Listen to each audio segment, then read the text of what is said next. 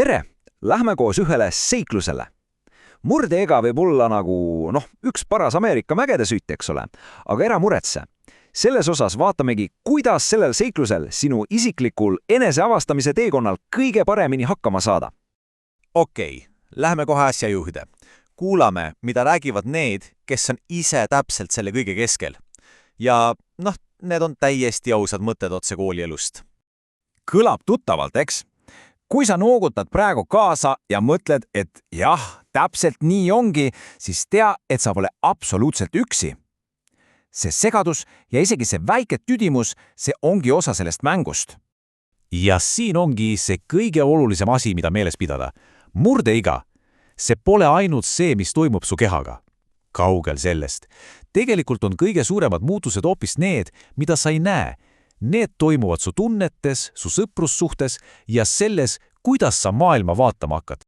Okei, esimene peatus meie seiklusel tundevirvarar. Vaatame, mis seal siis õigupoolest toimub. See on ju klassika.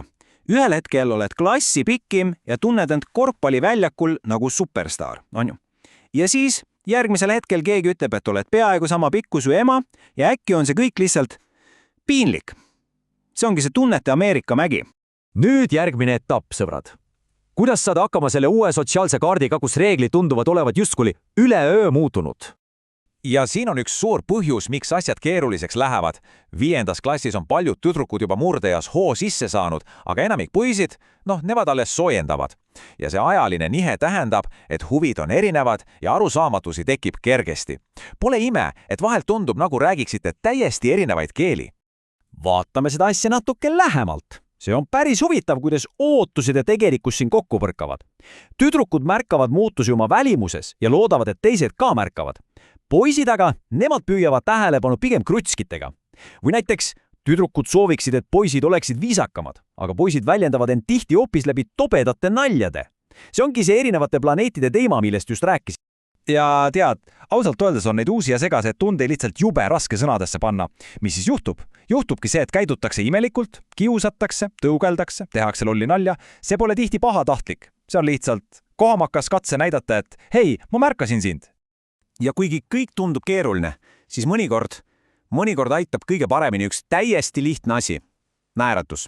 See võib murda jää ja ehitada silla ka siis, kui õigeid sõnu lihtsalt ei veia. Nii. Nüüd aga suundume täiesti uuele ja kaardistamata alale. Räägime uutest tunnetest ja suhetest. Jah, just armumisest ja kõigest sellest, mis sinna juurde kuulud. See, et sa kellegi peale mõtled või unistad, see on täiesti okei.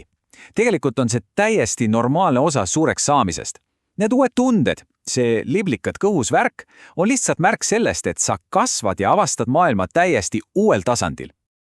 Ja selle kõigega on seotud mõiste seksuaalsus.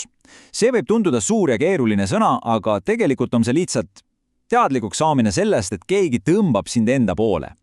See on käest kinnihoidmine, need on esimesed arglikud suudlused, see on lihtsalt see soe tunne, kui oled kellegi lähedal, kellest sa hoolid. Okei, lendame tagasi koduplaneedile. Sest olgem ausad, kas seal toimuvad suured muutused, eriti suhtetes vanematega? Tekib selline klassikane kööveedu, eks? Sina tahad rohkem vabadust, tahad ise otsustada. Sinu vanemad aga, nemad tahavad sind endiselt kaitsta.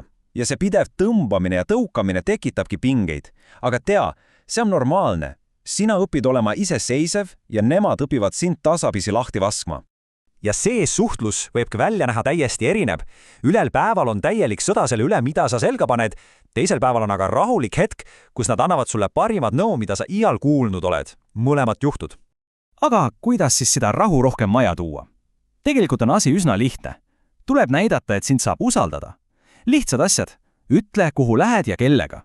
Pea oma lubadustest kinni.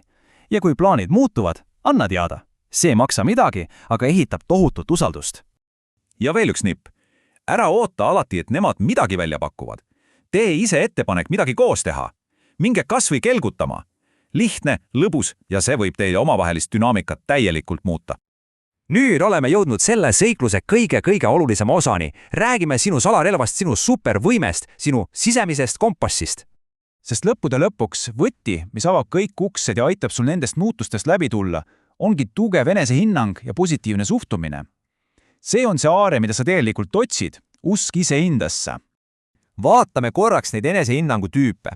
On madal enesehinnang, kus sa ei austa ennast ja naerad teiste üle. Siis on see, kuhu me pürgime, kõrge, aga terve enesehinnang. Sa usaldad ennast, aga oled ka teiste vastu sõbralik ja meeldiv. Ja siis on see teine äärmus, ülikõrge enesehinnang, kus sa oled nii endale keskendunud, et muutud teiste vastu hoolimatuks. See kuldne kesktee on see, mida otsida. Ja see positiivne mõtlemine, see ei ole lihtsalt mingi tühi jutt. See ongi see, et sa suhtud ellu rõõmsamalt ja oled endas kindel. See on nagu vaimne kaitsekilp. Kui keegi sind kritiseerib või tekib mingi probleem, siis sa ei vaju longu ega lähe kohe rünnakule, vaid suudad olukorra rahulikumalt vahendada. Okei, võtame kogu selle seikluse kokku. Mis on need kõige olulisemad asjad, mida kaasa võtta? Esiteks, kõik need emotsionaalsed Ameerika mäed on täiesti normaalsed. Teiseks, sõprussuhted muutuvadki, see on okei. Kolmandaks, need uued tunded on osa sinu loost. Neljandaks, vanematega usalduse ehitamine teeb elu palju lihtsamaks. Ja viiendaks, mis kõige tähtsam, sinu kõige võimsam tõeriist on sinu enda enesehinnang. Sina oled oma loo kangelane. Ja nüüd küsimus sulle. Mõtle korraks, mida sina saad täna teha, et oma sisemist kompassi tugevamaks muuta. See seiklus on sinu oma, kuidas sina oma lugu edasi kirjutad?